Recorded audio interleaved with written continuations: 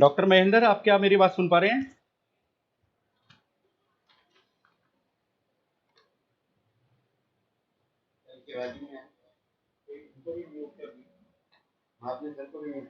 नहीं। डॉक्टर महेंद्र, क्या आप मेरी आवाज सुन पा रहे हैं? हाँ, बिल्कुल सुन पा रहा हूँ सर। सर, आप अपनी आईडी बताएंगे जिस आईडी से आप ज्वाइन हुए हैं? dr.ms okay. SIS। नहीं नहीं, जिस अपना इस आईडी से, अच्छा हाँ, ठीक है सर, ठीक है, I know, clear clear, okay.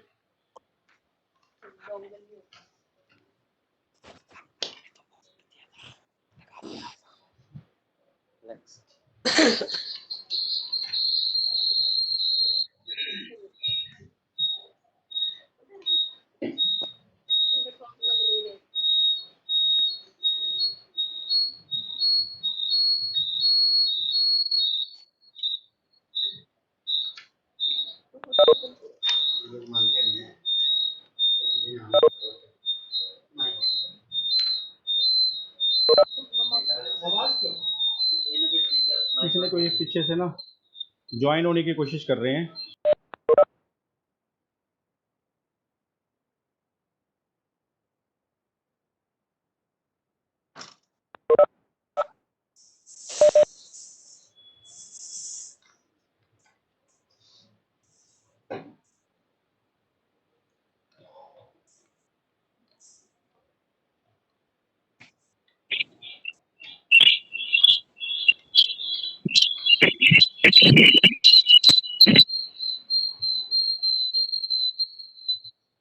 Sir, device की आवाज आ रही है पीछे में। हाँ, मैं वो देख रहा हूँ सर। ये डॉक्टर नीरज बतीश, आप प्लीज अपना माइक स्विच बंद करिए प्लीज। डॉक्टर नीरज बतीश। यदि मैं फोन नहीं अटेंड करूंगा तो फिर तो कोई दिक्कत नहीं आएगी। आएगा काट।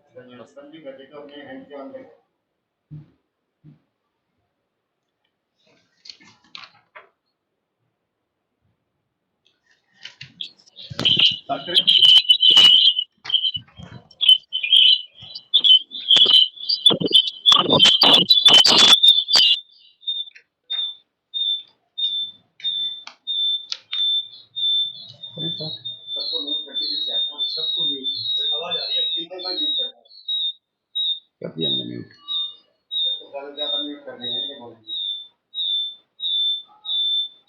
आ रही है आवाज? ये हम यहाँ बैठे हैं इसकी वजह से तो नहीं आ रही है?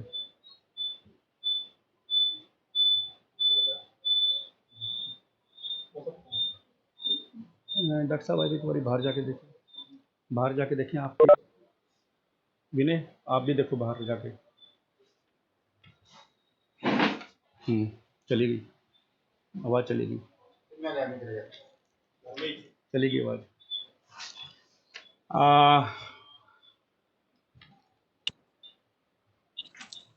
Good morning to all of you.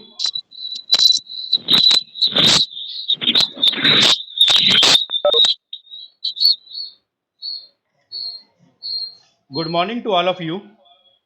I, Ashwini Gupta, welcome you all on behalf of the management, teaching and non-teaching staff of IB College, Panipat, in one-day national webinar on epidemic in historical context being organized by the Department of History.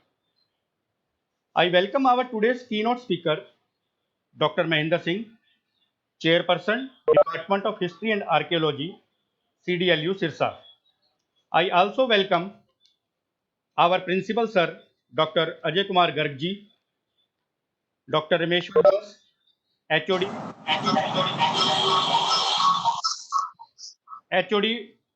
Department of History and conveners of today's webinar,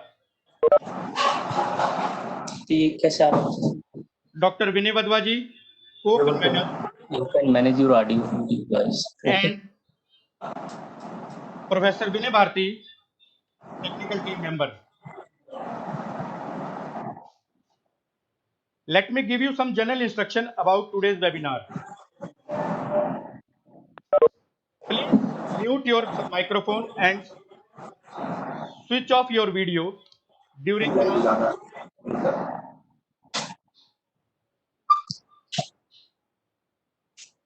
during the entire duration of the webinar. If you have any questions, please post them in chat box.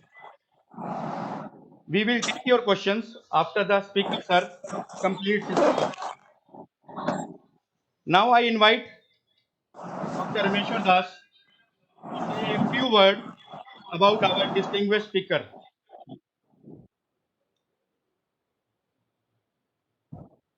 गिर न जाए इतना ताजा बेटा इसके नीचे hello good morning everybody. मैं स्वागत करता हूं डॉक्टर अजय कुमार गर्ग जी, हमारे प्रिंसिपल, और इस सेमिनार के पैटर्न डॉक्टर विनय वाधवा जी, कोऑर्डिनेटर, मेरे सीनियर कोलीग और प्रबुद्ध विचारवान प्रतिभागी साथियों। इतिहास विभाग द्वारा आयोजित इस वर्चुअल सेमिनार कम वेबिनार में आपका हार्दिक अभिनंदन है। जैसा कि आप सभी जानते हैं, टॉपिक है एपिडेमिक इन हिस्टोरिकल कॉन्टेक्स्ट, यानी ऐतिहासिक परिदृश्य में महामारी। ये महामारी जो आज हम समकालीन हमारे सामने है, ऐसी महामारियां इतिहास में इससे पहले भी आई हैं। बहुत बड़े लेवल पर जन और धन की हानि हुई है, लेकिन मनुष्य की सृजनात्मक शक्ति जो है वो ऐसी रही है कि ऐसी महामारियों से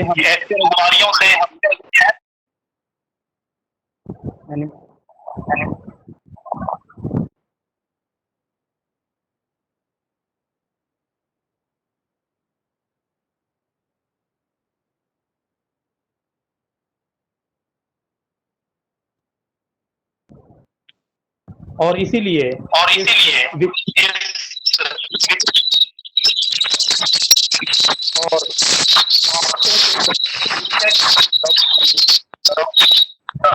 जो इतिहास विभाग CDLU के अध्यक्ष हैं, वो उन्होंने हमें समय दिया है, मैं उनका बहुत आभारी हूं। डॉक्टर महेंद्र किसी परिचय के मोहताज नहीं हैं, हमारे परम मित्र भी हैं। इतिहास लेखक हों, प्राध्यापक हों, उनमें उनका नाम काफी चर्चित है। आप एक ओजस्वी वक्ता हैं, प्रखर वक्ता हैं और एक प्रबुद्ध इतिहास लेखक हैं। आपकी कई पुस्तकें काफी चर्चित रही हैं, खास करके हरियाणा में 1857, हिसारे फिरोजा आपकी चर्चित पुस्तकें हैं। भारत यूरोपीय यात्रियों की नजर में सन 1556 से 1627, यह पुस्तक जो है आपको शहीद राजपाल लिटरेरी अवार्ड 2008 से आपको इस पुस्तक पे नवाजा गया है। आपके 48 शोध पत्र जो है राष्ट्रीय और अंतर्राष्ट्रीय रिसर्च जर्नल में प्रकाशित हो चुके हैं। आप हिस्ट्री कांग्रेस के लाइफ मेंबर हैं, और यह जो संस्था है ये इतिहासकारों की एक सर्वोच्च बॉडी है, और उसमें आपने काफी कंट्रीब्यूशन दी किया है। हरियाणा इनसाइक्लोपीडिया में आपके 4 चैप्टर्स जो हैं वो आपने कंट्रीब्यूट किए हैं, और ये एक बड़ी बात है। आपका teaching experience DN college Hisar में कोई 23 वर्ष का आपका जो है वो एक्सपीरियंस है, और अब वर्तमान में आप जो है वो CDLU में जो डिपार्टमेंट ऑफ हिस्ट्री और आर्कियोलॉजी के अंदर आप चेयरपर्सन के तौर पर काम कर रहे हैं। आपकी Doordarshan, all India radio, university और कॉलेज के अंदर सैकड़ों जो हैं वो व्याख्यान जो है वो हो चुके हैं, और आपको पूरे उस क्षेत्र के अंदर जो है इसके लिए जो है आप प्रख्यात हैं। राष्ट्रीय और अंतर्राष्ट्रीय सेमिनार आप आयोजित कर रहे हैं। अभी 19 जून जो आने वाली है उसके ऊपर आप जो है अपने डिपार्टमेंट के अंदर सोसाइटी, सिविलाइजेशन और कैलेमिटी पास्ट एंड प्रेजेंट, इस विषय को लेकर एक अंतर्राष्ट्रीय वेबिनार जो है उसका आयोजन कर रहे हैं, और ये एक बड़ी बात है। और इसलिए मैं समझता हूं कि आज हमारे लिए सौभाग्य की बात है कि डॉक्टर महेंद्र जी ने हमें समय दिया है, और इस विषय के ऊपर जो है वो आज हमारे सामने विचार रखेंगे।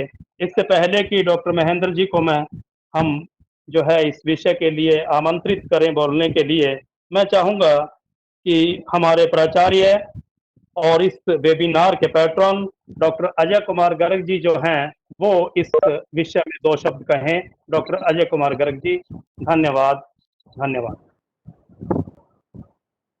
Very good morning to one and all present in today's national webinar on epidemic in historical context organized by Department of History of our college. I welcome Dr. Mahinder Singh, Chairperson Department of History and Archaeology, Chaudhary Devilal University, Sarsa, who very gladly accepted our invitation and spare time from his busy schedule to deliver his talk today. All the delegates all over India who are attending today's webinar, I am sure that today's talk by Dr. Mahinder Singh will be very useful for all of us. If I talk about college,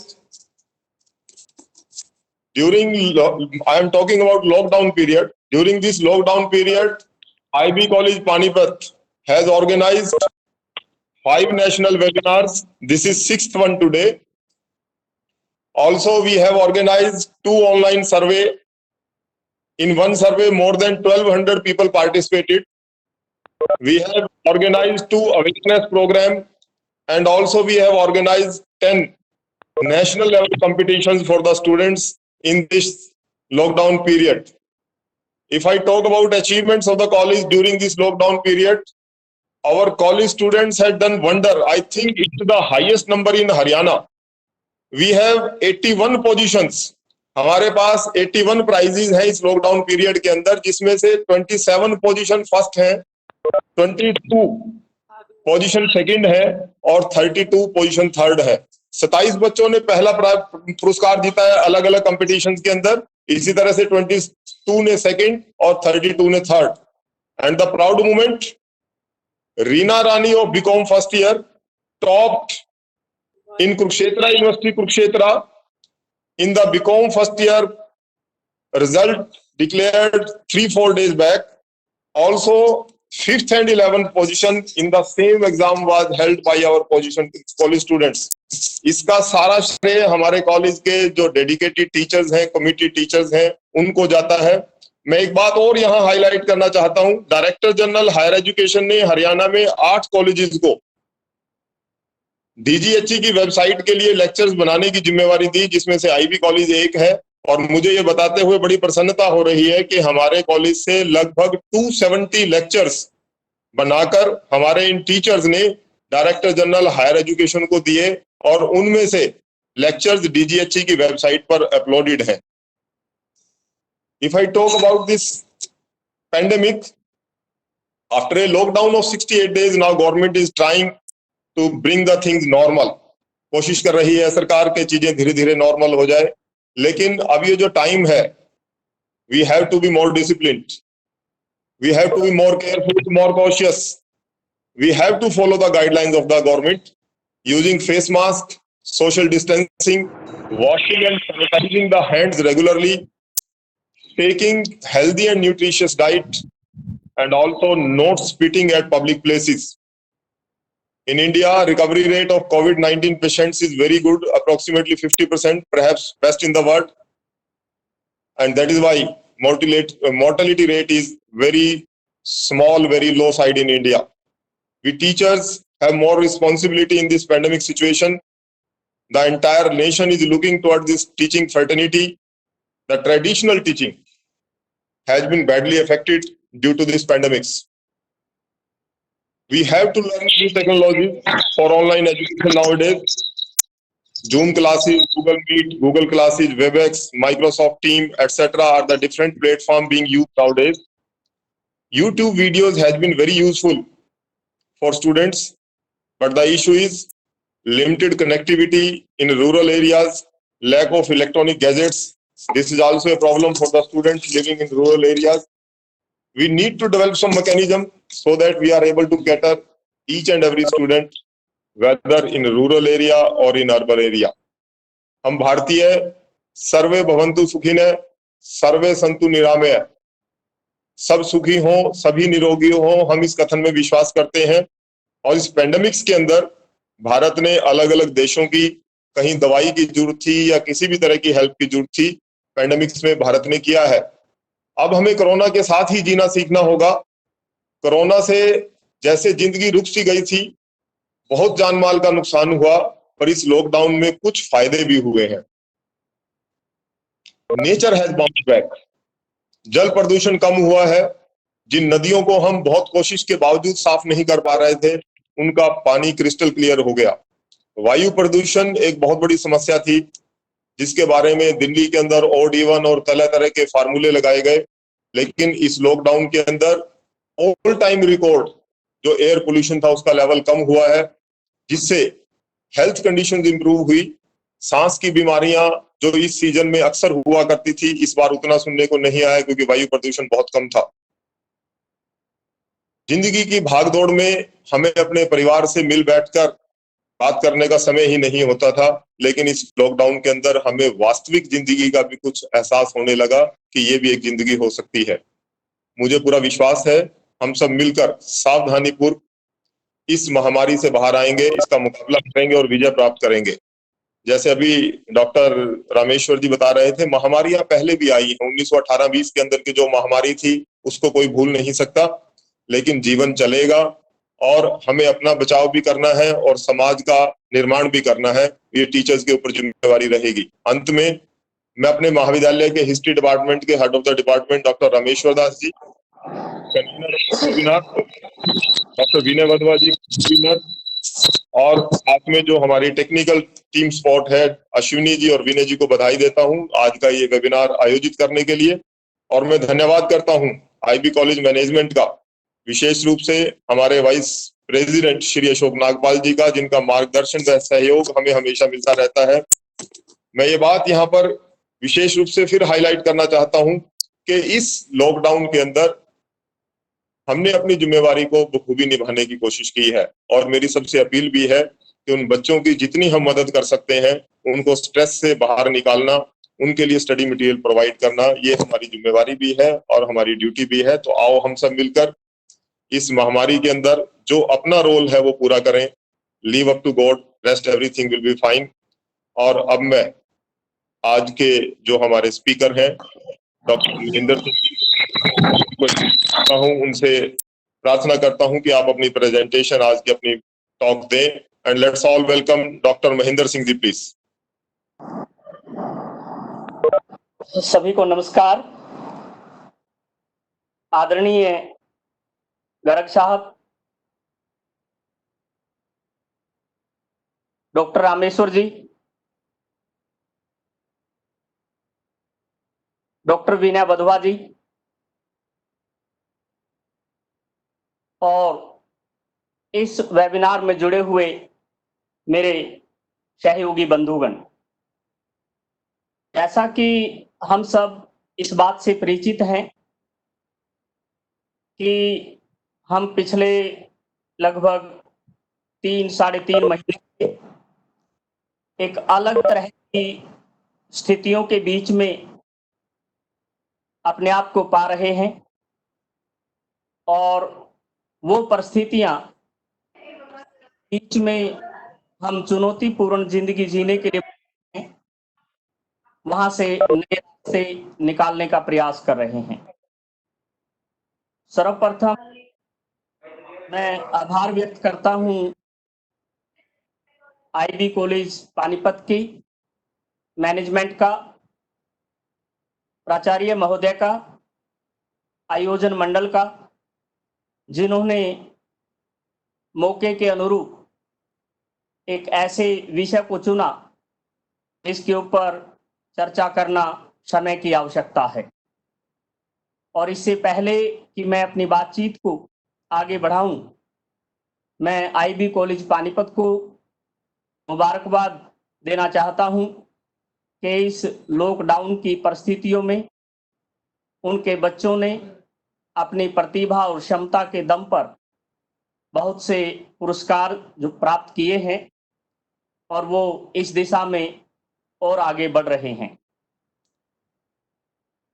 और जो आज का हमारा विषय है उसकी ओर बढ़ते हुए मैं आप लोगों से विनम्र अनुरोध के साथ ये बात कहना चाहूँगा कि आज हम जिस तरह से ये गोष्ठियाँ, ये वेबिनार आयोजित करने पर मजबूर हैं, ये उस व्यवस्था का विकल्प तो नहीं है, लेकिन मजबूरी में हमें इस तरह के समझौते करने पड़ रहे हैं।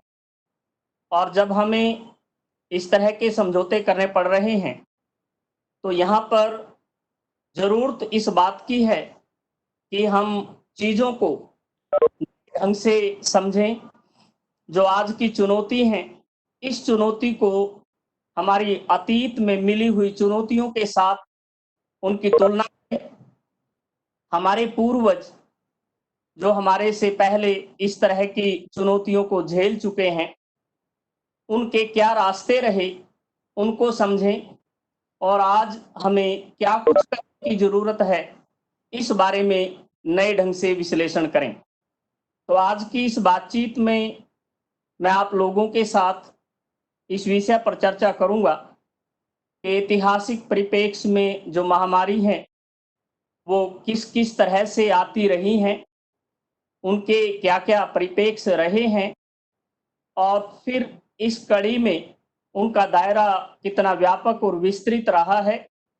इसके साथ साथ जो है आज की जो ये महामारी जिसको हम अपने वर्तमान परिप्रेक्ष्य में देख रहे हैं, इसकी परिस्थिति और परिप्रेक्ष्य को देखते हुए इसके प्रभाव किस तरह के रहे हैं और इस बारे में हमें शिक्षक बंधु के तौर पर, शिक्षक सहयोगियों के तौर पर किस तरह के रास्ते पर चलने की ज़रूरत है, इन बातों को मैं आप लोगों के साथ जोड़ने का प्रयास करूंगा।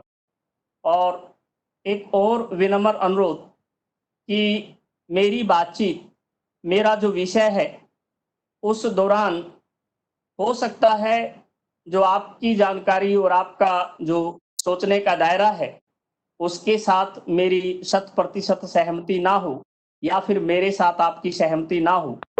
वैचारिक मतभेद किसी भी सभ्य समाज की पहचान होती है और उस पहचान के तौर पर ये गोष्ठियों का मकसद यही होता है कि हम वैचारिक तौर पर अपने आप को दिमागी तौर पर तैयार करें और इन चीज़ों को जोड़ें। तो आइए विषय के साथ बढ़ते हैं।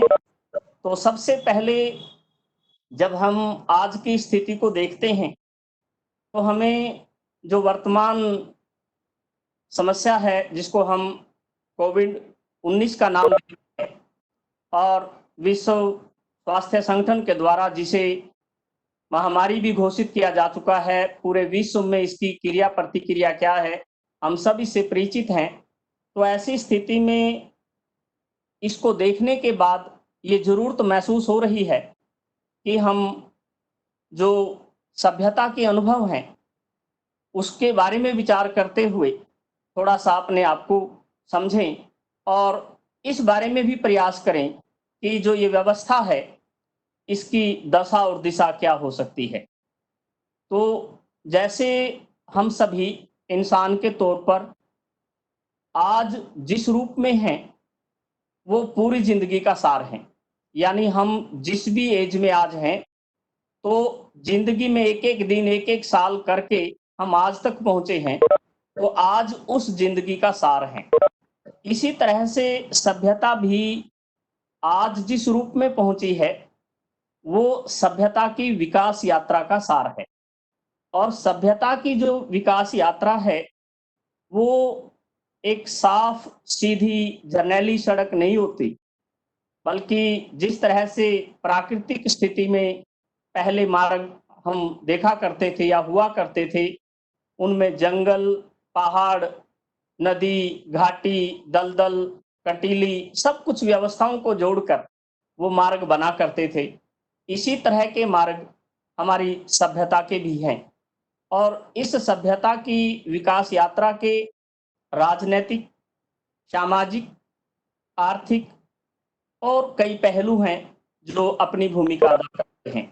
तो इस कड़ी में जो आपदाएं इस सभ्यता ने झेली हैं, वो प्रकृति के द्वारा जनित भी हैं और मनुष्य के द्वारा निर्मित भी। और जब ये आपदाएं आती हैं तो अपने साथ खतरे लेकर आती हैं। खतरों के साथ साथ सबक की परिस्थितियां पैदा करती हैं, मंथन के अवसर देती हैं, और उसी तरह के मनन और मंथन का अवसर आज पूरी मानव सभ्यता के सामने है। और इस स्थिति में ये सभ्यता और पूरा मानव समाज अपने अपने ढंग से इन बिंदुओं का मूल्यांकन करने का प्रयास कर रहा है। तो ऐतिहासिक दृष्टि से यह 100% तौर पर संभव नहीं कि हम दुनिया के हर क्षेत्र की महामारी के बारे में बहुत विस्तार से बात करें या उस बारे में देखें, लेकिन कुछ चुनिंदा जो घटनाएं हैं उनको जरूर मैं यहाँ पर कहूँगा। मुख्य तौर पर जो बीमारियां हैं या महामारियां हैं, इनको हम इनकी प्रकृति के आधार पर 5 हिस्सों में बांटते हैं। तो सबसे पहला और सबसे महत्वपूर्ण, जिसने मानव सभ्यता को सबसे ज्यादा चुनौतियां दी हैं, उसमें हम प्लेग को देखते हैं। और प्लेग चाहे दुनिया के किसी भी हिस्से में आया हो, लगभग ये क्लियर है कि उनके आने का कारण चूहे रहे हैं। और चूहों के माध्यम से जहां भी चूहों का आदान प्रदान हुआ जिस भी रूप में, उसके साथ ही ये बीमारी इस रूप में गई। तो 7 फेजिज में प्लेग दुनिया के सामने अलग अलग रूप में आया। सबसे पहले हम शुरुआती तौर पर देखते हैं तो उसको जेस्टाइन प्लेग का नाम दिया जाता है, जो रोमन साम्राज्य में 541 ईस्वी में आई थी। इसको जेस्टाइन कहने के पीछे मकसद यही है कि उस समय रोम का जो शासक था वो जेस्टाइन था और उसको ये हो गई थी। और उस समय बैजेंटाइन जो अंपायर है उसकी राजधानी कॉन्स्टेंटिनोपल थी, कुस्तुनतुनिया थी। और इस अकेले साम्राज्य में जो है अलग अलग जगह से जो रिपोर्ट्स मिली, उसके बेस पर यह क्लियर हुआ कि 2.5 करोड़ लोग इस प्लेग में मारे गए। और इस तरह से जनसंख्या भी उतनी नहीं थी और शासक जैसे व्यक्ति को राजधानी छोड़कर जाना पड़ा था। और लगभग 5 साल के बाद रिकवरी हो पाई थी। और अलग अलग ढंग से, क्योंकि उस दौर में ना चिकित्सा सुविधाएं थी, ना आज की तरह से विज्ञान उतना प्रगतिशील था, और जो प्रकृति है उसने ही इसको व्यवस्थित किया। लेकिन जब तक ये व्यवस्थित हुआ तो बहुत भयंकर इसके परिणाम हो चुके थे। दूसरी महत्वपूर्ण घटना इस कड़ी में, जिसको ब्लैक डेथ प्लेग के नाम से जानते हैं, ये भी यूरोप का प्लेग है। 1347 से 1353 तक ये रहा।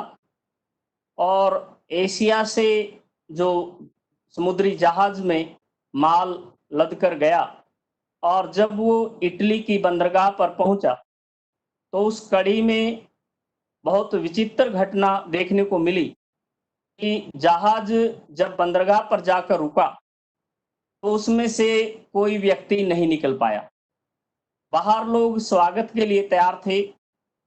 व्यवस्था के तौर पर उन व्यापारियों का उस जहाज में बैठे हुए लोगों का स्वागत लोगों को करना था, लेकिन लगातार 7-8 घंटे तक जब उसमें से कोई नहीं निकल पाया तो लोग उस जहाज पर गए और जो देखा वो बेहद भयंकर जो है मंजर देखने को मिला। और ऐसी स्थिति में जो है लोग लाशों के रूप में, बेबस स्थिति के रूप में वहां देखने को मिले। और क्योंकि वो लोग भी उस दौर में नहीं समझ पाए बॉडीज का, उन असहाय लोगों को वहां से शिफ्ट किया गया और यहीं से यूरोप में ये फैला। और उसके बाद लगभग पूरा का पूरा पश्चिमी यूरोप इसका शिकार बना और 5 करोड़ लोग इसमें मरे। तो इस तरह से ये बहुत भयंकर यूरोप के इतिहास का सबसे भयंकर जो है प्लेग माना गया। फिर इसके बाद हम इटली में देखते हैं 1629 से 1631 के बीच, इसमें लगभग 2,80,000 लोग अकेले इटली में मरे।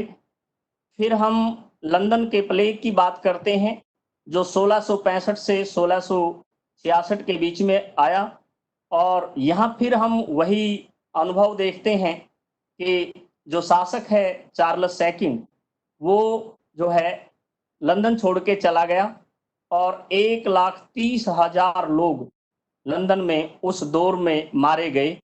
और फिर एक और प्लेग जो है फ्रांस में देखने को मिला जो 1720 से 1722 के बीच में, जिसको मार्सिली प्लेग के नाम से जाना जाता है।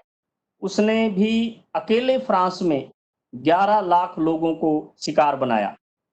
एशिया का प्लेग 1894 का महत्वपूर्ण प्लेग है जो भारत और चीन में देखने को मिला, और आज भी इसमें स्वतंत्रता के उपरांत भी और आज की महामारी के जो बने हुए कानूनों को देखते हैं, जिन कानूनों के तहत व्यवस्था को मैनेज करने का प्रयास किया जा रहा है, ये 1897 की व्यवस्था पर आधारित है।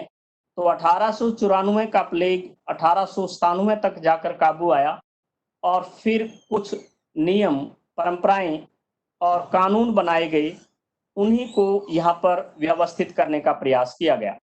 भारतीय परिप्रेक्ष्य में एक और प्लेग जो है वो 1994-95 में देखने को मिला, जिसको हम सूरत के प्लेग के रूप में देखते हैं, जिसने सूरत के लिए काफी बड़ी चुनौती खड़ी कर दी थी। तो इस तरह से दुनिया में सबसे ज्यादा भयंकर और सबसे ज्यादा तबाही और जो इंसानियत के लिए चुनौतीपूर्ण बिंदु है वो प्लेग के कारण हुआ है। दूसरी महामारी जो है वो ज्यादा इस दिशा में रही तो वो हैजा रहा।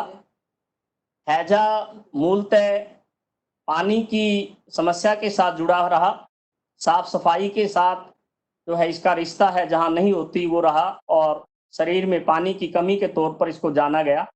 तो इस कड़ी में भारत में सबसे खतरनाक हैजा 1817 में आया, और 1817 का ये हैजा तकरीबन भारत की जो है 5% जनसंख्या को ले बैठा, और इसके बाद यूरोप और अमेरिका में भी ये लगभग इसके बाद हमें फैलता हुआ दिखाई दिया।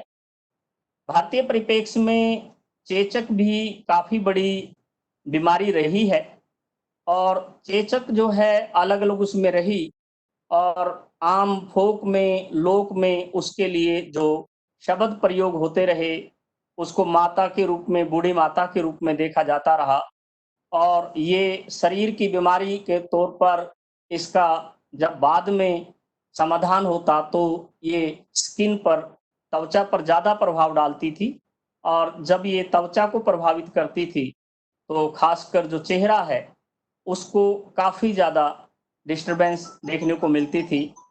भारतीय परिप्रेक्ष्य में आखिरी बार चेचक जो है 1960 से 1970 के बीच में देखने को मिला, और इस तरह से ये महामारी भी काफी ज्यादा खतरे वाली रही।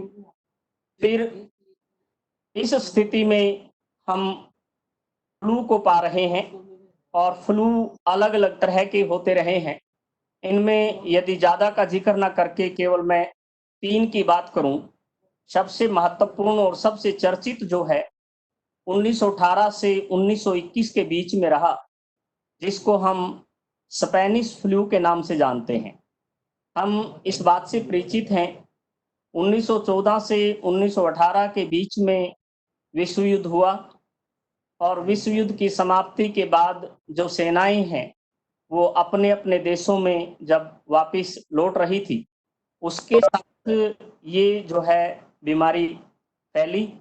और इस कड़ी में पहला जो केस है इसका वो 4 मार्च 1918 को अमेरिका के कैंसास नामक शहर में देखने को मिला। कुछ सैनिक उससे प्रभावित हुए, और उसके बाद जैसे जैसे सैनिक दुनिया के जिस जिस हिस्से में जाते गए वहाँ ये बीमारी फैलती गई। तो इस कड़ी में विशेष बात ये रही कि ये स्पेन से नहीं फैली थी, और फिर भी इसका नाम स्पेनिश फ्लू क्यों दिया गया, इसके पीछे दो कारण स्पष्ट हैं। कि एक तो खुद जो है स्पेन का शासक अल्फांसो इसका शिकार बन गया था और मैड्रिड की काफ़ी बुरी हालत हो गई थी। दूसरा ये कि प्रथम विश्व युद्ध के दौरान जो स्पेन है, वो दोनों समूह में शामिल नहीं हुआ था, तो उसका व्यापार, उसकी स्थिति दुनिया के लगभग हर क्षेत्र में मान्य थी और स्पेन के रेडियो के ऊपर खबरों के तौर पर विश्वास किया जाता था। तो उस स्थिति में स्पेन में से इस बीमारी के बारे में ज़्यादा से ज़्यादा जानकारियाँ दी गई और इस कारण इसका नाम स्पेनिश फ्लू रहा। भारत में भी ये बीमारी 1918 की सर्दियों की शुरुआत में रही और क्योंकि 18 के कार्तिक के महीने में आई थी, तो हमारे परिप्रेक्ष्य में, भारतीय परिप्रेक्ष्य में और हरियाणा के परिप्रेक्ष्य में इसको कार्तिक की महामारी और हरियाणवी में कातक की बीमारी के नाम से लोग जानते हैं। 1,80,00,000 लोग भारत में इसके कारण मरे थे और सूर्यकांत त्रिपाठी निराला जो है, उनका पूरा का पूरा परिवार इसमें शिकार हो गया था। स्वयं गांधी को भी ये फ्लू हुआ था और उनको भी इससे बाहर निकलने में काफ़ी समय लगा। उस समय के सोर्सेज बताते हैं कि गांधी जी ने प्राकृतिक चिकित्सा और विशेषकर गर्म पानी का अधिक से अधिक सेवन करके अपने आप को इससे बाहर निकाला था।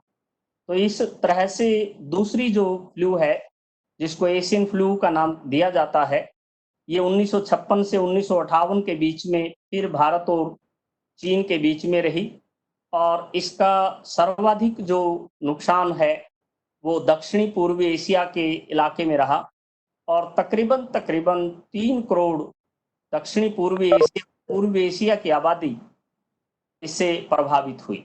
तो इस तरह से ये फ्लू काफ़ी अलग तरह का फ्लू रहा और अब हम नई तरह के कोरोना के इस फ्लू के साथ जुड़े हैं और पूरी की पूरी दुनिया किस स्थिति में है वो आप और मैं बहुत बेहतर ढंग से जानते हैं और हर तरह की सूचनाएं हमारे चारों ओर अलग अलग तरह की जानकारियां आ रही हैं और उनके बीच में हम अपने आप को व्यवस्थित करने का प्रयास कर रहे हैं। इन बीमारियों के साथ साथ जो है अकाल बहुत खतरनाक भूमिका अदा करता रहा है और अकाल ने बहुत तरह की तबाही अलग अलग बिंदुओं पर मचाई है। शुरुआत से, सभ्यता की शुरुआत से, जब सिंचाई का प्रबंधन और पानी की कमी के चलते हुए समस्याएं आया करती थी, तो ये बेहद खतरनाक हुआ करते थे और मैंने जब यूरोपीय यात्रियों पर काम करते समय उनके डॉक्यूमेंट्स में, उनके डायरीज में, उनकी फाइलों में, उनके लेटर्स में देखा, तो यहाँ तक नोट करते हैं वो लोग कि इसका जो परिणाम है वो इतना खतरनाक तक हो जाया करता था कि लोग शवजनों का मांस खाने के लिए मजबूर हो जाया करते थे। तो यदि हम थोड़ा सा रिकॉर्ड की बातचीत करें, 1760 से लेकर 1960 तक जो है लगभग 200 सालों में उत्तरी भारत में 22 बार बड़े अकाल आए और उन 22 बार में से 4 अकाल बहुत ज़्यादा खतरनाक रहे, जिनमें से 1783-84 का अकाल पश्चिमी हरियाणा के दृष्टिकोण से और इस इलाके के दृष्टिकोण से बहुत ज़्यादा भयानक था। उसको चालीसा अकाल कहा जाता है। दूसरा 1860 से 1862 के बीच में रहा। तीसरा 1877 से 1878 के बीच में रहा और चौथा 1918 के बीच में। तो ये अकाल कितने दुखदाई होते थे, इनके परिणाम कितने खतरनाक होते थे, इस बारे में बहुत विस्तार की यहाँ गुंजाइश नहीं, लेकिन मुझे अलग अलग तरह से शोध के बाद ये चीज़ देखने को मिली कि 52 गांव हरियाणा में ऐसे रहे जो आज बेचिराग अवस्था में देखे जा सकते हैं, यानी आबादी का पूरी तरह से निर्मूल जो है नष्ट होना, वो इस स्थिति के साथ जुड़ा है। तो इस तरह से हम अलग-अलग दौर में अलग-अलग क्षेत्र में जो ये महामारियां हैं, इनकी बात कर सकते हैं और इन महामारियों के चलते हुए इंसान की जिंदगी कितनी कष्टमय होती होगी, उसका अंदाजा लगा सकते हैं। और विशेषकर आज जहां इंसान प्रगति के बहुत ऊंचे रास्ते पर पहुंचा हुआ है, उस स्थिति में जब हम वैक्सीन की बात कर पा रहे हैं, इलाज की बात कर पा रहे हैं, सुविधाओं की बात कर पा रहे हैं, तो आज से 100 साल पहले, 500 साल पहले, 700 साल पहले लोग इसको प्रकृति की नियति मानकर और इस रूप में स्वीकार कर लेते थे कि जो कुछ भी होगा हो जाएगा, और ले देकर जो इम्यून पावर है वही बचा करती थी। जैसे हरियाणा के इलाके में जो लोग 20वीं शताब्दी के शुरुआत में जिनका जन्म हुआ था, जब हम उनसे आज से 20, 30, 40 साल पहले पूछा करते थे, वो ये कहा करते थे कि मैं कातक की बीमारी के टाइम पे 4 साल का था। यानी वो ये बताना चाहता था कि मैंने उस बीमारी को झेल लिया था। तो ऐसी स्थिति में वो लोग अपने दम पर, शारीरिक क्षमता के दम पर ही उन चीज़ों को मैनेज किया करते थे। तो ऐसी स्थिति में आज विज्ञान प्रगति के रास्ते पर काफ़ी आगे बढ़ चुका है और प्रयास किए जा रहे हैं, जिसके परिणाम आने वाले समय में सकारात्मक रहेंगे। तो अब सवाल ये उठता है कि हम इस बीमारियों के बारे में या इन महामारियों के बारे में क्यों अध्ययन कर रहे हैं, इसका लाभ क्या है और इसकी जो परिणाम है वो सभ्यता को कैसे प्रभावित कर रहे हैं, हम इस बारे में थोड़ा सा विश्लेषण। तो इस विश्लेषण के दायरे पर जब विचार करते हैं,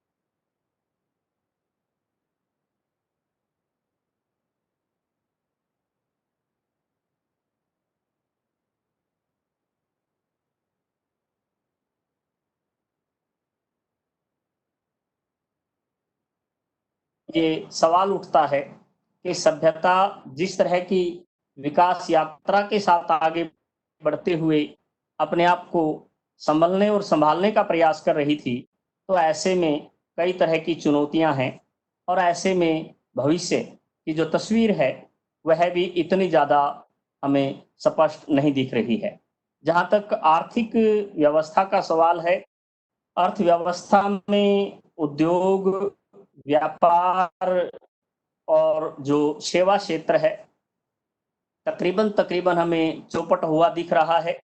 कृषि अपने आप को संभलने और संभालने की स्थिति में दिख रही है। बेरोजगारी जो है वो पहले भी खतरे के मोड़ पर थी लगभग पूरी दुनिया में और हमारे भारत में भी।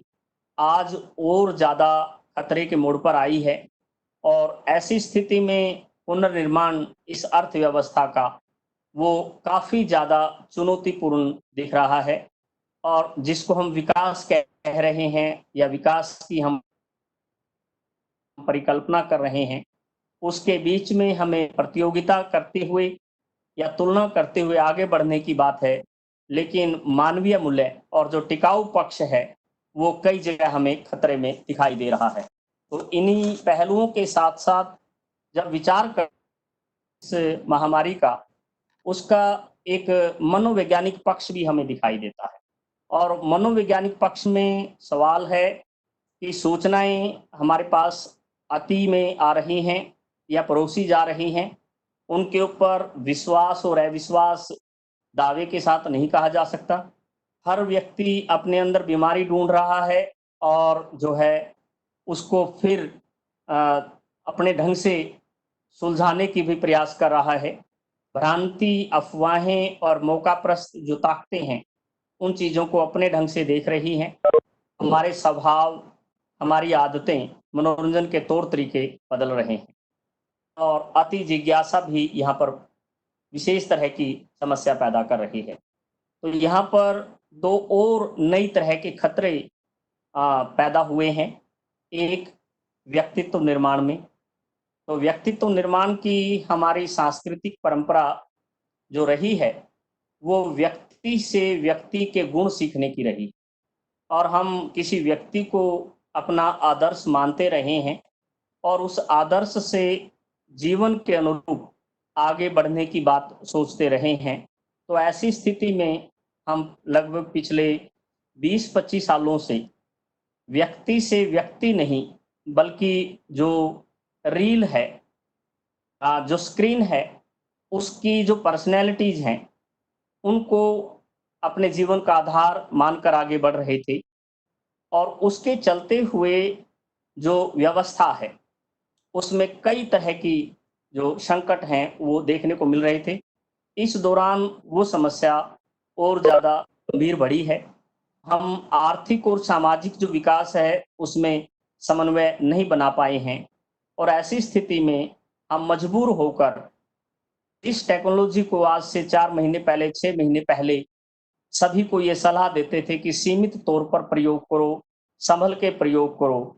आज हम उसको परोस रहे हैं और ये कह रहे हैं यही एकमात्र विकल्प है।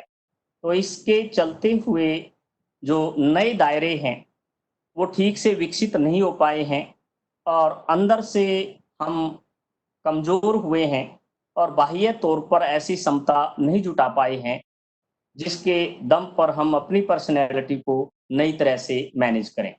शिक्षा के मामले में और ज़्यादा, क्योंकि हमारा सबका व्यवसाय है, हम सब इससे जुड़े हैं, तो और नई तरह की समस्याएँ पैदा हुई। पहले हम सब जानते हैं कि हम किस तरह की शिक्षा के साथ जी रहे थे, लेकिन अब लॉकडाउन के दौरान इस बात की ज़्यादा चर्चा हो रही है कि केवल पाठ्यक्रम ही शिक्षा है, डिग्री होना ही शिक्षा है या फिर जो है बच्चे को किसी न किसी तरह से परीक्षा तक और परीक्षा की स्थिति तक ले जाने का नाम ही शिक्षा है।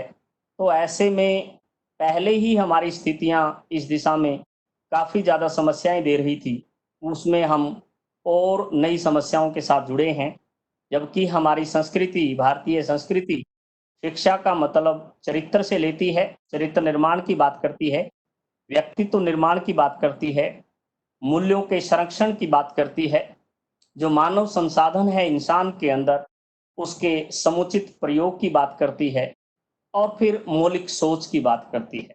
तो ऐसी स्थिति में यदि हम नई पीढ़ी को इस व्यवस्था को जो गैजेट्स हैं, टेक्नोलॉजी है, उसको देंगे और उसको उसके दिमागी तौर पर तैयार नहीं करेंगे, उसके प्रयोग करने की चीज़ें उसको नहीं बता पाएँगे, तो ऐसे में जो स्थितियां हैं वो और ज़्यादा खतरे में रहेंगी, क्योंकि ये बात साफ है कि साधन कोई भी मिले इंसान की ज़िंदगी में, यदि उसके साथ साधना नहीं है तो साधन अर्थ नहीं रखता है, और साधन का साधना के साथ रिश्ता नहीं है तो संवेदनाओं का कत्ल होता है। और हम अपने चारों ओर यही चीज़ें देख रहे हैं। तो ऐसी स्थिति में इस कोरोना की महामारी के चलते हुए पूरी दुनिया एक नई तरह के सवाल के साथ, नई तरह की चर्चा के साथ, नई तरह के बिंदुओं के साथ विश्लेषण करने पर मजबूर हुई है। और इसलिए जब इस तरह की ये समस्याएं आई हैं, इस बारे में विचार होने लगा है कि इसके बाद की परिस्थितियां क्या होंगी। निश्चित तौर पर हमारा जीवन का प्रत्येक पहलू अब प्रभावित होगा। हमारी शिक्षा व्यवस्था प्रभावित होगी। हमारे जीवन जीने के, मनोरंजन करने के, हमारी आवास व्यवस्था, हमारा उठना बैठना, हमारे संबंध, सभी आज की इस परिस्थिति से पहले से पूरी तरह से भिन्न होंगे। और हम दावे के साथ नहीं कह पाएंगे कि जब हम इस कोविड से बाहर निकलेंगे और जो स्थितियां हमारे सामने होंगी वो कितनी नई तरह की होंगी। तो इन चीज़ों के चलते हुए मैं इस बात को इस दृष्टिकोण से समझना चाहता हूँ कि ऐसी स्थिति में किया क्या जाए, क्योंकि इतिहास हम केवल अतीत का दर्पण नहीं बल्कि भविष्य के दीपक के तौर पर भी देखते हैं। और चुनौतियां सभ्यता के सामने आती रही हैं, इससे भी खतरनाक आती रही हैं, और उस दौर में आती रही हैं जब कोई इलाज के साधन संसाधन नहीं थे। तो ऐसी स्थिति में आज हमारे पास सब कुछ है, और उन स्थितियों में बचाव के जो बिंदु हैं उन पे विचार करते हुए हम किन चीज़ों पर थोड़ा काम करके इसके जो हानिकारक परिणाम हैं उनको सीमित कर सकते हैं, और शिक्षक के तौर पर, समाज के नागरिक के तौर पर अपनी भूमिका अदा कर सकते हैं। तो ऐसे में व्यक्ति के तौर पर हम सचेत व्यक्ति की भूमिका अदा करते हुए, तथ्यों का मूल्यांकन करते हुए, बीमारी के होने के कारण, बचने के कारण और समाधान के बिंदु उन पर विचार करते हुए आगे बढ़ सकते हैं। तथ्यों की सत्यात्मक जो अध्ययन है उसको कर सकते हैं और उसी अनुरूप अपना बचाव भी कर सकते हैं। लापरवाही किसी भी स्थिति में बेहतर परिणाम नहीं दे सकती। और बहुत बार ये बात सुनने को मिल जाती है कि लोग यहाँ तक कहते हैं कि जब समय आएगा देख लेंगे। जब समय आएगा उस समय देखा नहीं जाएगा, उस समय देखने की परिस्थितियां हमारे बस की नहीं होंगी। तो ऐसे में हम उस ऐसे आने वाले समय का इंतजार ही क्यों करें, बल्कि अपने आप को बचाव के रास्ते पर आते हुए व्यस्त करें, और आत्मविश्वास के साथ, संबंधों के विश्वास के साथ बढ़ेंगे तो उसके परिणाम हमारे सामने नई तरह के होंगे। जहाँ तक परिवार का सवाल है, परिवार में हम अपने नए संबंधों को नए ढंग से विश्लेषित करें। पीढ़ियों के बीच में जो गैप है उसको थोड़ा सा कम करने का प्रयास करें। एक दूसरे के संबंधों से सीख लेने का प्रयास करें। जोश यानी नई पीढ़ी, होश यानी पुरानी पीढ़ी, उनके बीच में संवाद की परिस्थितियां बने, और संवाद की परिस्थितियों के बीच में हम विश्वास का एक वातावरण बनाएं। तो परिवार चाहे एकल है या संयुक्त है, बहुत ज़्यादा फर्क नहीं पड़ता। फर्क इस बात में पड़ता है कि हर पीढ़ी की अपनी संस्कृति होते हुए भी हम उसमें सामंजस्य बना सकते हैं। समाज के तौर पर हम सांस्कृतिक मूल्यों को नई तरह से समझ सकते हैं, और उस सामाजिक मूल्यों और परंपराओं के बीच में नई तरह से विश्लेषण कर सकते हैं। अब खुद कल्पना कीजिए, जो हम शादियां करते रहे हैं, हजारों की संख्या में लोग आते रहे, जुड़ते रहे, बुलाते रहे, और केवल उनको हम भोजन करने के लिए निमंत्रण देते हैं, भोजन के बाद चले जाते हैं।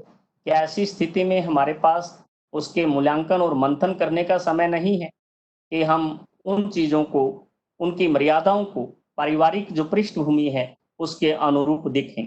सामाजिक दूरी बार बार कहा जाता है उसको बनाएं, लेकिन वो दूरी शारीरिक दूरी की जरूरत है, मानसिक नहीं। आपस के मन के अंदर दूरियां ना बनाकर संवेदनाओं के साथ हम जुड़ेंगे तो वो दूरी मतलब रखेगी। ऐसा नहीं कि हम सामाजिक तौर पर दूरी के नाम पर मानवीय मूल्य जिनकी रक्षा करने की जरूरत है, जो दुख के समय एक दूसरे को सपोर्ट करते हुए आगे करने की जरूरत है, हम उससे दूर हो जाएं। तो ऐसे में राष्ट्र को भी चारों चीजों के बीच में समन्वय बनाना होगा, व्यवस्था, अर्थव्यवस्था, विवशता और आवश्यकता। जब ये चारों चीजें आएंगी तो निश्चित तौर पर जो राष्ट्र और जो हमारा तंत्र है वो उन चीजों को नई तरह से एडजस्ट कर पाएगा, इन चीजों को मैनेज कर पाएगा। जहां तक शिक्षा का सवाल है, शिक्षा को हम बाजार की विषय वस्तु ना मानकर बाजार में खरीद बेच के पहलू से बाहर निकलकर शिक्षक और विद्यार्थी के संबंधों को जो है वो ग्राहक और जो सेल्समैन हैं उनसे बाहर निकालकर एक शिक्षक जो शिक्षा प्रदान करे, एक आचार्य जिसके आचरण का और अनुकरण करने की जो शैली है वो प्रभावित करे, और इस कड़ी में गुरु यानी जिसके पास गुण हो उनको हम धारण करने की बात करें। इन सब के चलते हुए जो मेंटर की भूमिका है इन स्थितियों में ज्यादा जरूरी हो गई है, और इसमें जो चार खतरनाक पहलू हैं उनको नियंत्रित करने का काम भी इन परिस्थितियों में करना होगा। अज्ञान, अभाव, अन्याय और अहम, इनको नियंत्रित करते हुए हमें नई दिशाएं और समाज का जो उपयोगी पक्ष है उसको लेकर चलना होगा। हमें इस युग को से समझना होगा, इसकी स्थानीय स्थितियां, बाह्य संकट और अवसरवादी जो ताकतें इसको अपने ढंग से देखने का प्रयास कर रही हैं, इनको अपनी तरह से मैनेज करना होगा और नई तरह के नजरिए विकसित करने होंगे। इन स्थितियों के बीच में जो चुनौतियां आई हैं उनको अवसर के रूप में बदला जा सकता है। हम भारतीय परिप्रेक्ष्य में, हरियाणा के परिप्रेक्ष्य में गांव के रहने वाले लोग हैं, और जितने भी विदेशी, चाहे वो प्राचीन काल में आए हों, चाहे मध्य काल में आए हों, यहाँ तक आधुनिक काल में भी आए हों, हमारी ग्रामीण व्यवस्था की एक गुण को वो हमेशा सकारात्मक देखते रहे कि ये लघु गणराज्य हैं, अर्थात अपनी जरूरत की सारी चीजें स्थानीय स्तर पर पूरा करने की स्थिति में हैं। तो आज यदि एक मजदूर 40 साल बाद, 50 साल बाद परिवार के साथ जगह छोड़कर दोबारा अपने गांव की ओर आया है, मेट्रो वो छोड़कर आया है, बताने की जरूरत नहीं क्या उसके पैदल चलने की स्थितियां रही होंगी, किस किस तरह की तकलीफें उसकी रही होंगी, किस किस तरह की समस्याएं उसको झेलनी पड़ी होंगी, हम सब इस बात से जानते हैं। लेकिन वो पहुंचा है वहां पर, और वो कितना आसानी से तैयार हो पाएगा दोबारा से उस पुरानी जगह पर, कार्यस्थल पर जाने के लिए। तो जरूरत इस बात की है कि जहां वो गया है, जिस भी स्थिति में गया है, क्या हम वहां पर रोजगार की परिस्थितियां पैदा कर सकते हैं। और इस कड़ी में जो हमारे पूर्वज थे, उन्होंने जो व्यवस्थाएं स्थापित की थी, उन व्यवस्थाओं को आज साइंस और तकनीक के विकास के चलते हुए हम बेहतर करने की स्थितियां हैं। यदि हर गांव में हम 100 लोगों को रोजगार देने का तंत्र भी विकसित कर लें, देश की नई तरह की जो चीजें हैं देखने को मिलेंगी। और मेरे से पहले प्राचार्य महोदय चर्चा कर रहे थे कि पर्यावरण संतुलित हुआ है, प्रकृति ने इंसान को, यूं कहिए कि उसकी वास्तविकता का एहसास कराया है। प्रकृति आज भी उस रूप में है, जंगल भी जैसे थे वैसे हैं, नदियां भी चल रही हैं, खनन भी उसी तरह से उसी स्थिति में देखा जा रहा है, और सब कुछ सामान्य लग रहा है। लेकिन इंसान ने जो कुछ बनाए थे, और वो ये दावा किया करता था कि पृथ्वी पर बैठकर वो मंगल ग्रह के चित्र खींचने की स्थिति में है, चांद के ऊपर रिसर्च कर सकता है, उसको ये समझ में नहीं आ रहा कि एक अदृश्य वायरस इंसान का क्या हाल कर सकता है। तो ऐसी स्थिति में हमें प्रकृति का उत्तराधिकारी बनना है। जो प्रकृति है उसके वंशज की भूमिका निभानी है, मालिक की भूमिका नहीं, क्योंकि प्रकृति बदला जब लेती है तो वो काफ़ी महंगा पड़ता है, जैसा हम देख रहे हैं। तो इन सब बातों को ध्यान में रखते हुए मैं अपनी बात को विराम की ओर ले जा रहा हूँ और ऐसी स्थिति में इस तरह की गोष्ठी, इस तरह के सम्मेलन, इस तरह की चर्चा और परिचर्चा समय की ज़रूरत है। मजबूरियों ने हमें इस तरह से एकत्रित होने की परिस्थितियाँ दी हैं, नई तरह से समझने के अवसर दिए हैं, तो ऐसी स्थिति में ये विकल्प नहीं है। लेकिन अपने आप को ज़िंदा रखने का तरीका है, क्योंकि आवश्यकता आविष्कार की जननी है। हमारे पास मौका है नई तरह से सोचने का, नई तरह से लिखने का, नई तरह से चर्चाएँ करने का, आपस में अपने अनुभवों को दूसरों के साथ साझा करने के बाद जब हम इस परिस्थिति के बाद में जाएँगे, तो हम पहली चुनौतियों और जो नई चुनौतियाँ हैं, उनको दोहरे परिप्रेक्ष्य में देखेंगे। उनको हम किस तरह से देख पाएँगे, पुनर्निर्माण की पृष्ठभूमि को हम किस तरह से विकसित करेंगे। तो ऐसी स्थिति में सभ्यताएँ जब संकट में होती हैं, तो निकलती हैं, तो निश्चित तौर पर मेसोपोटामिया की अलग स्थितियाँ रही होंगी, अवांगों की अलग रही होंगी, जो सिंधु, हड़प्पा या जिसको हम सरस्वती सिंधु जो संस्कृति है इसके रूप में देख रहे हैं, तो वो लोग किसी दौर में इन चीज़ों को मैनेज नहीं कर पाए होंगे, तो आज हम उनको टीलों के रूप में देख रहे हैं। तो हम अपने आप को टीलों के रूप में ना ले पाएँ और हम अपना अस्तित्व बचा पाएँ, उसके लिए जो ज़रूरी हिदायतें हैं, उनको ज़रूर समझें, आगे बढ़ें और आगे बढ़ते हुए हम एक दूसरे के साथ जो मानवीय मूल्य हैं, नैतिक मूल्य हैं, संवेदनात्मक पहलू हैं, उनको बचाकर चलेंगे, तो निश्चित तौर पर हमारा राष्ट्र और हमारी धरा और हमारी ये प्रकृति बच पाएगी और हम नई तरह की दुनिया में इस महामारी के बाद के परिप्रेक्ष्य में इन समस्याओं का समाधान करेंगे। धन्यवाद। जय हिंद। धन्यवाद सर, आपका बहुत बहुत आभार। आशा करता हूँ सभी प्रतिभागियों को आपसे कुछ ना कुछ सीखने को जरूर मिला होगा। सर, एक दो हमारे पास प्रश्न आए हैं, मैं आपसे पूछना चाह रहा हूँ। आप प्लीज। पहला प्रश्न है, इतिहास में महामारियों से क्या कोई सभ्यता के विकास में निर्णायक मोड़ भी आए हैं? इस प्रश्न के संदर्भ में आप कोविड-19 के बारे में क्या कहना चाहेंगे? मैंने जो अपनी बातचीत रखी है कि जो सभ्यता है, उनका मैंने दो परिप्रेक्ष्य में जिक्र किया कि एक सभ्यता तो वो जो आपदाएं और व्यवस्थाएं हैं, उनको संभाल ही नहीं पाई, उनको तो हम आज की तारीख में टीलों के रूप में देखते हैं। लेकिन जहां हम प्लेग की बात करते हैं, जहां हम हैजा की बात करते हैं, जहां हम चेचक की बात करते हैं, तो जब वो बीमारियां आई तो उनके इलाज भी आए।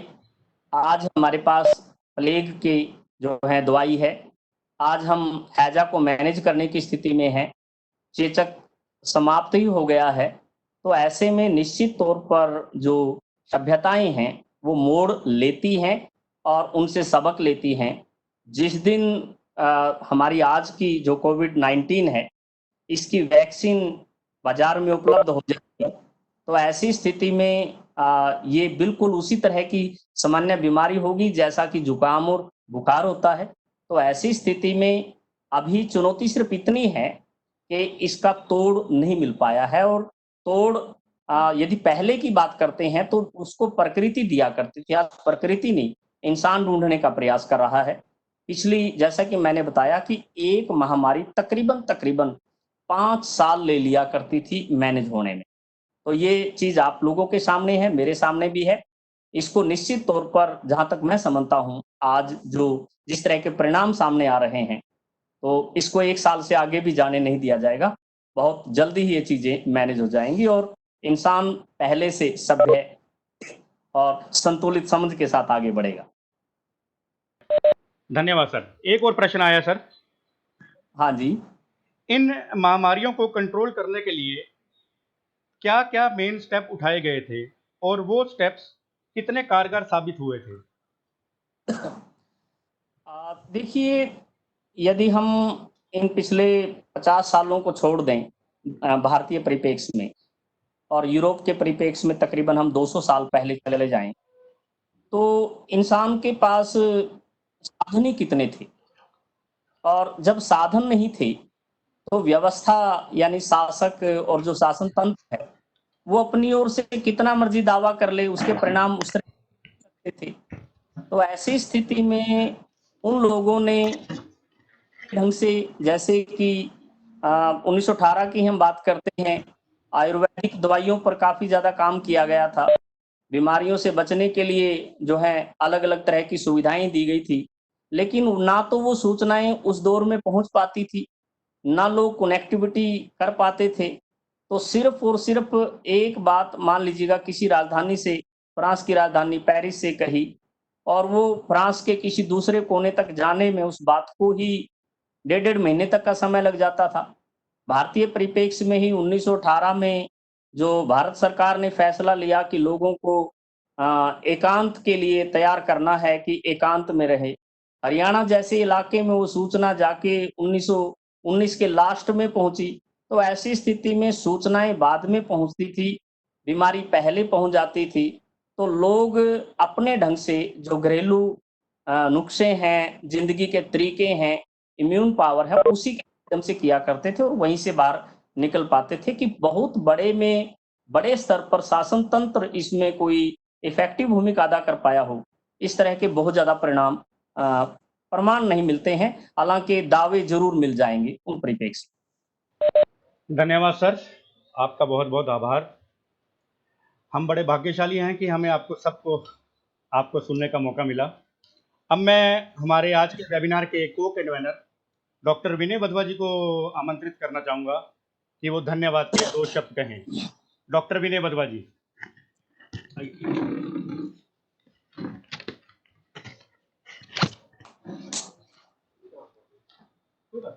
First of all, I would like to convey my sincere gratitude to our keynote speaker, Professor Mahinder Singh, Chairperson of Department of History and Archaeology, Chaudhry Devilal University Sirsa, for delivering such an informative and enlightening talk on epidemic in historical context.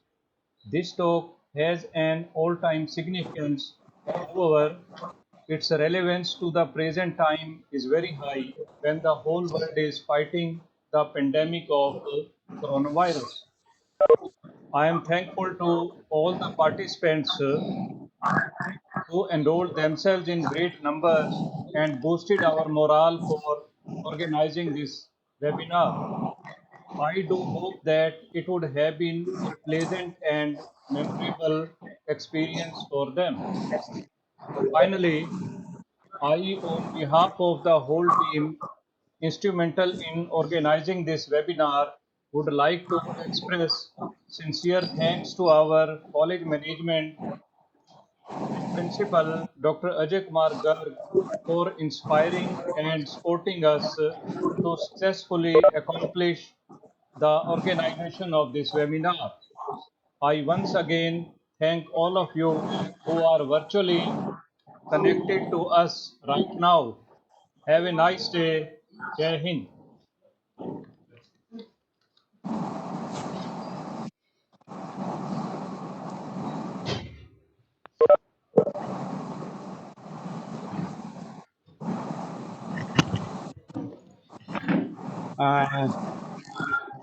Thank you doctor Vinay Wadhwa ji. मैं doctor Dharmendra Mahendra ji का फिर से एक बार धन्यवाद करना चाहूँगा। और सभी पार्टिसिपेंट्स के ई सर्टिफिकेट्स आज शाम तक मिल जाएंगे। और आपको फीडबैक फॉर्म भी अभी भेजा जा रहा है व्हाट्सएप ग्रुप में, वो भी आप प्लीज़ भर के सबमिट करा दें। धन्यवाद। Thank you all.